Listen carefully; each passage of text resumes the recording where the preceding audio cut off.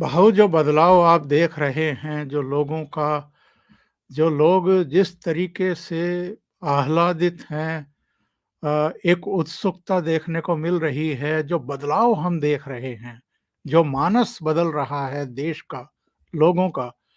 एक तो मैं शुरुआती टिप्पणी आपकी इस पर चाहूँगा और दूसरे अयोध्या को जिस तरीके से सजाया-संवारा जा रहा है, उसका गौरव जिस तरीके से उसको लौटाया जा रहा है और उस पर जो क्षुद्र राजनीति करने की कोशिशें हो रही हैं, थोड़ा-सा इस पर भी ज़रूर हमारे दर्शकों का मार्गदर्शन करिए। देखिए, मैं एक बात मानता हूँ, कोई लोक संख्या जो होती है, पॉपुलेशन होता है, वो पॉपुलेशन का मतलब नेशन नहीं होता। एक एक ट्रेन में हो, एक बस में हो, एक हवाई जहाज में हो, 200, 500, 1000 लोग बैठे होते, लेकिन इसका मतलब ये नहीं होता कि वो कोई संगठन है। वो संगठन नहीं होता। जब वो दिल से, भावना से, श्रद्धा से एकजुट हो जाते हैं, किसी मकसद से एकजुट हो जाते हैं और इकट्ठा होने का उनको स्वाभिमान होता है, तब जाके वो एक संगठन बनता है। उसी ढंग से कोई देश होता है, उसके पास, आपके पास पासपोर्ट है और उस पर इंडिया या भारत छपवा है, इसलिए भारत नहीं बनता। हजारों सालों से ये जो मानो अखंड प्राय देश है, उसको देश क्यों माना गया, उसको राष्ट्र क्यों माना गया? अब ये ब्रिटिशों के बाद ये सब हो गया ना, लेकिन उससे पहले भी था ना।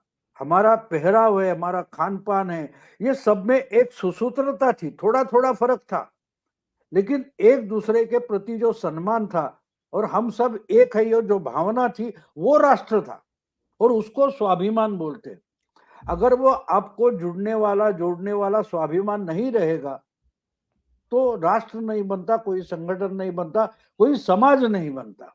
तो इसको ही देखो, एक देश पर हमला जो होता है, वो एक बात का होता है कि एक तो हथियार से होता है और दूसरा मेंटली होता है, मानसिक होता है, कि आप जिसको अभिमान मानते हो उसको ही गिरा देंगे, पैरों तले रोन देंगे।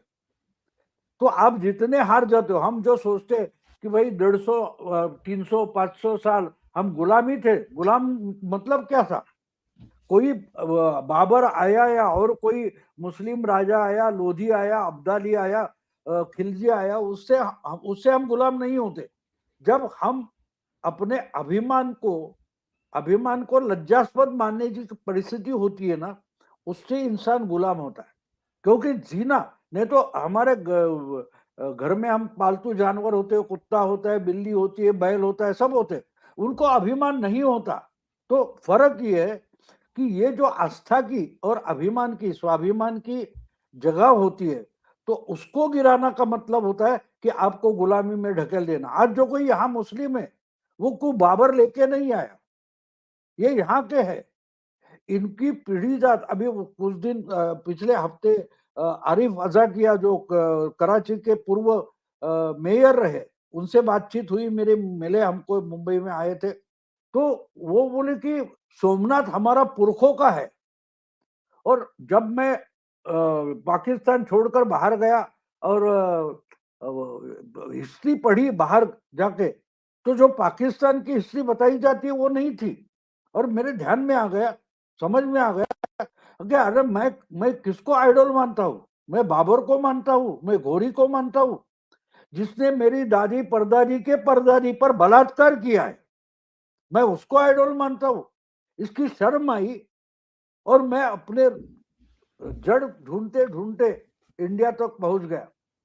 तो बात अयोध्या एक मंदिर या एक मूर्ति की नहीं है, वो मूर्ति एक प्रतीक है जो हमारा स्वाभिमान है।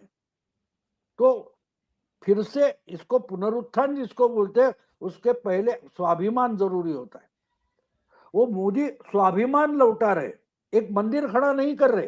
पहली बात है कि आपको कुछ करना है, ये जब सोच दिमाग में आती है ना, तो उस सोच में सबसे पहले होते मैं कोई हूं और तू क्या है, तेरी पहचान क्या है। आज पाकिस्तान की बुरी हालत हम देख रहे हैं, हम अफगानिस्तान की बुरी हालत देख रहे हैं, हम बहुत सारे मुस्लिम कंट्रीज की बुरी हालत देख रहे हैं।